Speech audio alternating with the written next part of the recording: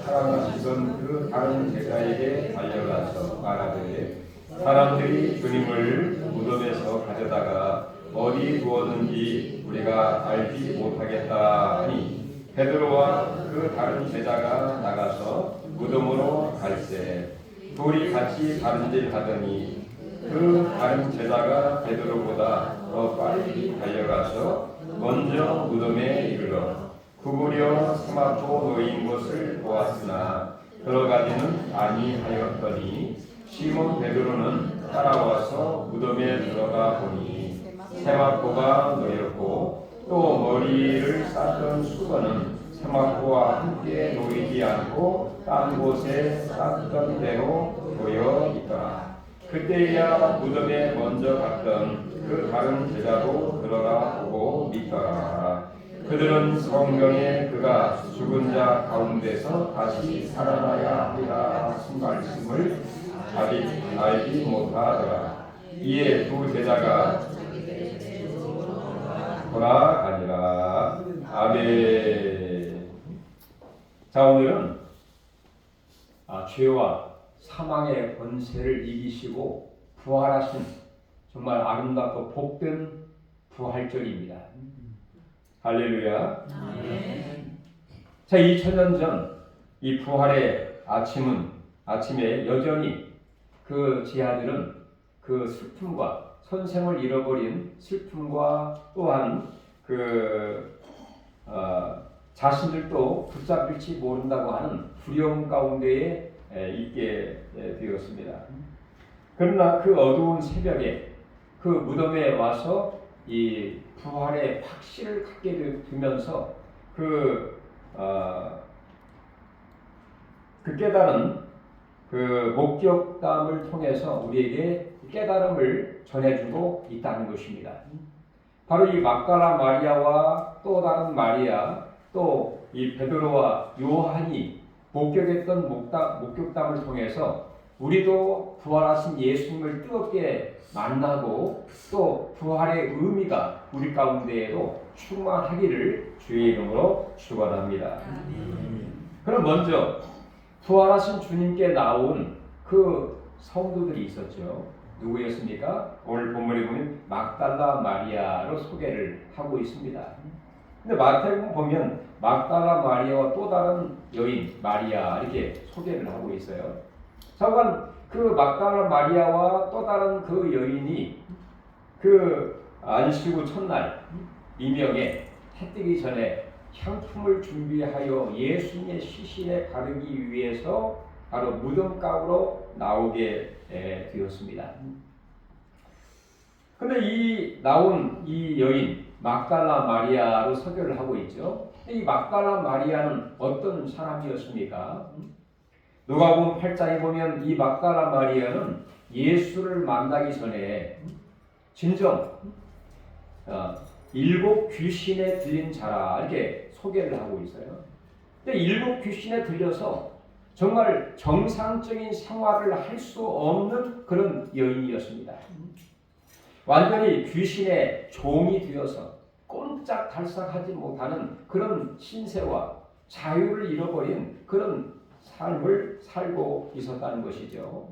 그때 예수님이 공생의 삶을 사시면서 복음을 전파하시고 또 하나님 말씀을 가르치면서 각색 병든 자들을 치유하시고 그리고 귀신 들린 자를 내어 쫓게 되는 가운데에 이 여인이 그 무리에 속해 있으면서 예수님의 그 능력과 권세를 통하여 귀신의 권세로부터 노임을 받게 되는 그리고 자유와 진정한 인생의 삶을 살게 된 바로 그 여인이 이 막달라 마리아였습니다.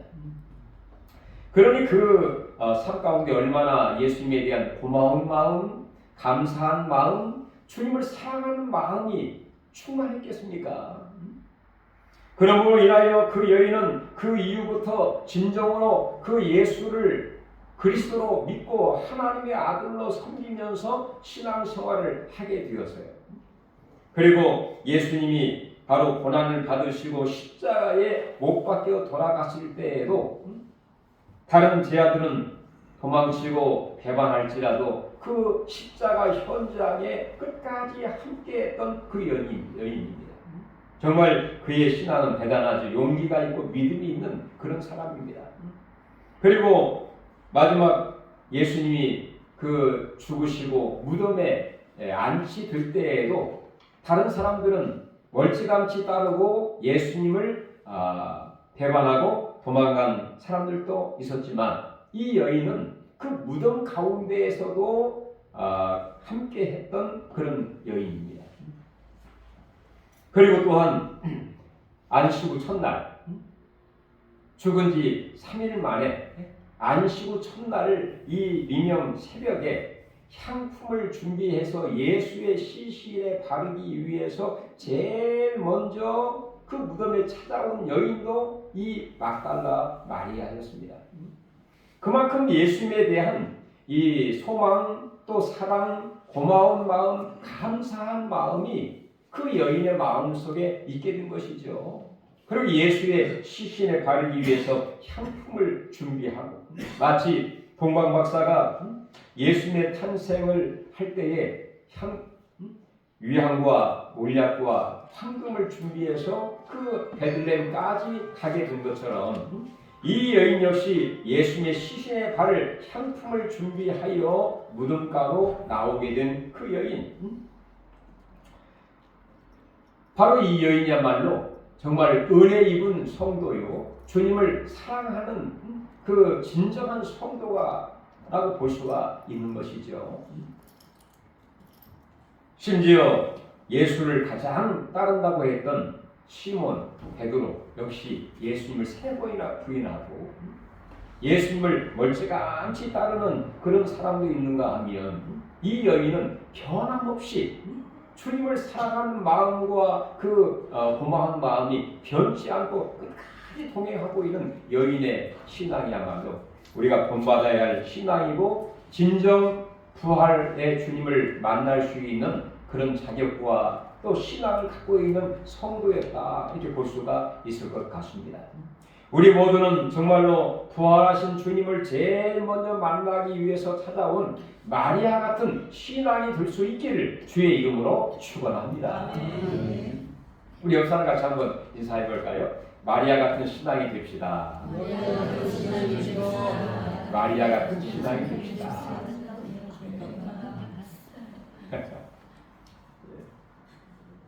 대단하죠? 마리아. 사람이 힘들고 어려우면 마음 변할 수도 있고 좀 두려워할 수도 있고 또 멀찌감치 따를 수도 있는데 그렇지를 않았어요. 대단한 용기, 대단한 믿음, 또 그 변함없는 그 마음, 참 대단하다 그런 생각이 드는데요. 이 여인이 이 무덤으로 나오면서 과연 그 무덤 앞에 있는 그 돌을 누가 굴려낼까? 그 예수를 어떻게 만날 수 있을까? 그런 마음을 갖고 있었습니다. 그런데 놀라운 것은 이렇게 예수를 만나러 나오는 그 여인에게 하나님이 그 형편과 마음 중심과 염려하는 것을 아시고 그 무덤 앞에 놓인 큰 돌, 이 돌을 아무나 굴려낼 수가 없습니다. 여러 사람들이 겨우 그 돌을 굴려서 그 막아봤는데 그 돌을 굴려낼 수 없는 형편과 상황에 있었는데 그때 마침 그 여인의 중심과 믿음과 마음을 아시고 하나님이 천사를 보내셔서 땅에 진동이 일어나게 되면서 그 천사로 하여금 돌을 굴려내었다라고 성경은 이야기하고 있죠. 그렇습니다.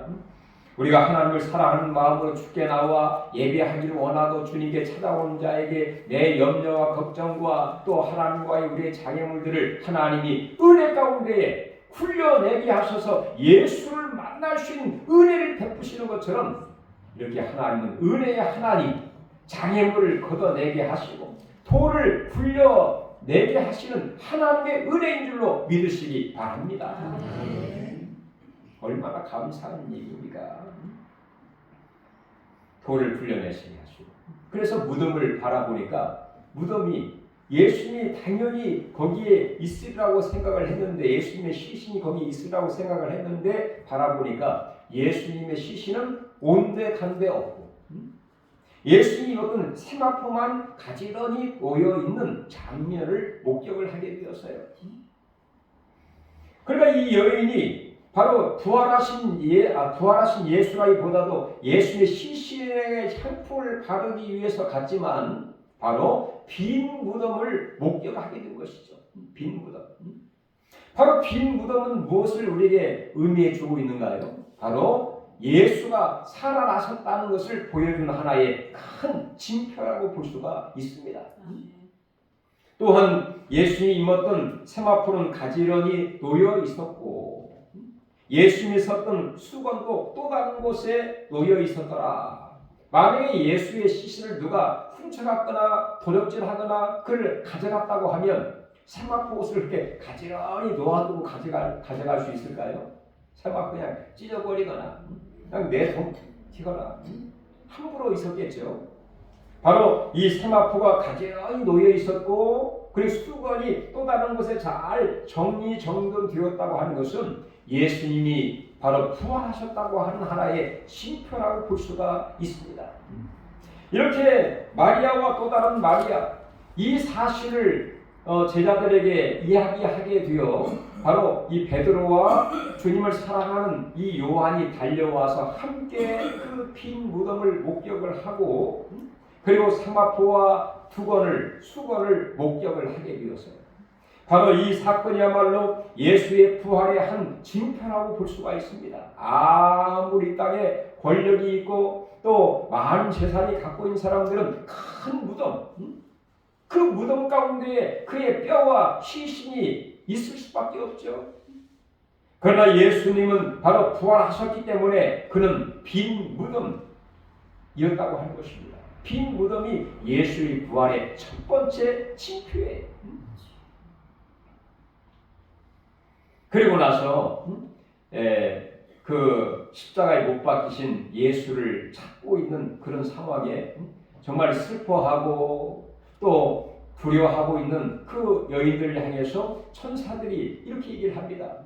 너는 십자가에 못 박히신 죽으신 예수를 찾느냐? 바로 그 예수는 그가 말씀하신 대로 다시 살아나셨느니라. 이렇게 천사들이 부활의 메시지를 전하게 되었습니다. 바로 예수님이 이 땅에 오실 때에도 천군 천사들이 큰 찬송을 하면서 오늘 내가 다윗의 동리에 구주로 오신 예수를 전하면서 큰 기쁨의 좋은 소식을 내가 너에게 전하노라. 오늘 다윗의 동네에 구주가 나셨으니 곧 그리스도 예수니라. 그를 볼 때에 네가 그를 알게 될 것이다. 이렇게 말씀했던 것처럼 바로 천군 천사를 통하여 부활의 메시지를 전하고 있다는 것입니다. 어떻게 해요? 바로 그가 말씀하신 대로 그가 다시 살아나셨느니라. 이게 바로 천사를 통하여 주시는 부활의 메시지입니다. 우리 예수님이 이 땅에 사시는 동안에 여러 번에 걸쳐서 내가 죽었다가 다시 살아나게 될 것을 약속을 하시고 또 말씀을 하셨습니다. 뿐만 아니라 구약 성경에서는 예수님의 부활에 대한 메시지를 예언을 한 적도 있어요. 시편 16편 10절 보면 주께서 내 영혼을 시온에 버리지 아니하시며 주의 거룩한 자를 멸망시키지 않으실 것임이니이다. 그래서 내 영혼을 스올은 하나의 무덤, 지옥입니다. 영혼을 바로 무덤에 지옥에 버리지 아니하시고 주의 거룩한 자, 즉 부활하신 주님을 말하고 있죠. 그분은 멸망시키지 아니하실 것이니로다. 이 말씀을 바로 오순절 사건 이후에 베드로 사도가 성령이 충만한 가운데 예수의 부활을 전할 때 이 말씀을 인용하여 전하기도 했습니다. 또한 이사야 53장 10절 보면 그의 영혼을 속건 제물로 드리게 이르면 그가 씨를 보게 되며 그의 날은 길 것이요 또 그의 손으로 여호와께서 기뻐하시는 뜻을 성취하시리로다. 바로 이 말씀은 고난받는 종, 즉 메시아가 죽임을 당하지만 다시 그의 날이 길어질 것, 즉 부활과 하나님의 뜻이 이루어질 것을 예언하는 하나의 부활의 예표적인 그런 말씀입니다. 또 예수님이 바로 마태복음 16장 보면 그 베드로 사도 또 다른 사도들이 예수님을 진정으로 주는 그리스도여 살아계신 하나님의 아들입니다 라고 고백을 한 이후에 바로 그가 죽었다가 다시 살아나게 될 것이다 라고 하는 부활의 메시지를 전하게 되죠. 이렇게 예수님께서 구약 성경에서 예언되어 왔고 예수님이 말씀하신 대로 그가 다시 살아나셨느니라. 이렇게 천사들이 이 마리아와 또 다른 마리아 그리고 제 아들에게 선포하고 있는 부활의 메시지를 전하고 있다는 것입니다. 이 말씀을 들을 때에 표적과 기적을 통해서도 느낌과 또 믿음의 근거가 되지만 하나님의 말씀을 통해서 다시 한번 확실하게 믿게 되는 그런 근거가 되고 온전한 믿음으로 회복되는 은혜가 그들에게 있게 되었다는 것입니다. 우리가 감각적으로 체험과 경험을 통해서도 우리 믿음이 부활의 신앙으로 자리 잡을 수 있지만 하나님의 말씀을 통하여 부활의 신앙으로 온전하게 된다는 이 귀한 사실, 이 말씀 우리에게 믿음의 뿌리로 내려질 수 있기를 주의 이름으로 축원합니다. 그리고 마지막으로 보면 이제 이 두려워 떨고 있는 이런 상황을 경험하게 되면서 거기에 모인 사람들 그 전까지만 해도 그 대제사장들과 종교인들은 바로 혹시라도 예수님이 말씀했던 것처럼 예수님의 시신을 누가 가져가지는 아니할까 하여 어떻게 했습니까? 그 무덤 앞에다가 큰 돌을 굴려서 닫아놓고 경비병을 거기에 세워서 굳게 무덤을 지키더라. 이런 상황 아니었습니까? 그런데 이런 기적과 능력을 통하여 예수가 살아나셨다는 사실과 또한 하나님의 말씀이 그대로 이루어지고 성취됨을 인하여 또한 이 제자들에게 그의 믿음에 큰 뿌리를 내리게 되는 그리고 그 다음 보면 바로 마리아가 무덤 밖에 서서 울고 있더니 울면서 부풀려 무덤 안을 들여보고 있을 때에 흰옷 입은 두 천사가 그에게 이르고 그 예수님이 그 울고 있는 그 여인에게 찾아와서 말하기를 왜 두려워하느냐 너에게 평강이 있을지어다.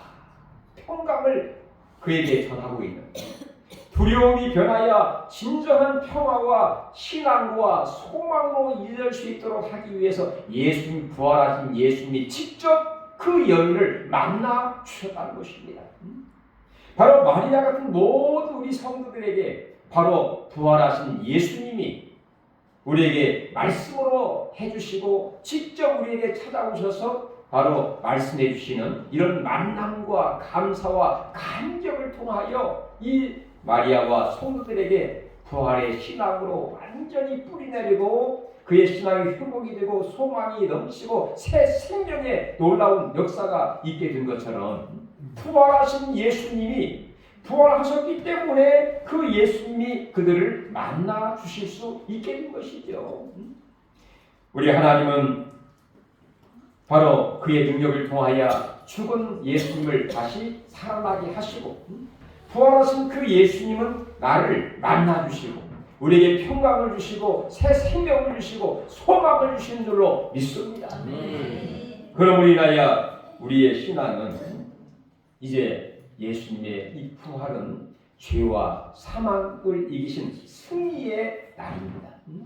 뿐만 아니라 예수가 부활하심으로 그 예수는 한 인간이 아닌 하나님의 아들이시오 우리의 진정한 구주이심을 확실하게 보여준 하나의 징표이며 우리에게 새로운 생명과 우리도 그분이 부활의 첫 열매가 되셔서 우리에게 부활의 소망, 천국의 소망, 진정한 평화로운 삶을 살아갈 수 있는 그런 은혜를 주시고 그분의 능력을 통하여 우리의 응답과 치유와 권능과 역사가 함께 하시는 바로 역사의 현장. 유대인들은 그 전까지만 해도 안식일을 지켰습니다. 금요일 저녁부터 토요일 저녁까지 안식일을 지켰죠. 그러나 예수의 부활 이후에 바로 안식일이 변하여 주일로 바꿔지게 되었습니다. 바로 주일은 예수의 부활을 기념하여 영광 누리는 그런 날이 주일인 것이죠. 개인적인 변화뿐만 아니라 역사와 신앙의 놀라운 변화가 바로 부활의 확실한 징표인 것입니다. 부활하신 주님이 마태복음 28장 이하에 보면 내가 세상 끝날 때까지 내가 너와 함께 있으리라. 우리 일평생 동안 나와 함께 하시면서 은혜 베풀어 주시고 평강을 더하여 주시고 우리에게 얼굴을 비치사 우리를 도와주시는 하나님의 은혜와 인도하심과 역사하심과 기적이 우리 삶 가운데에 정말 이 아름다운 계절의 모든 꽃들이 만발하여 부활의 주님을 찬양하는 것처럼 부활하신 주님을 찬양하고 영광 누리는 부활의 신앙, 부활의 성도들이 다 되시기를 주의 이름으로 축원합니다. 기도하겠습니다. 하나님 감사드립니다. 이 부활의 계절에 모든 자연 만물이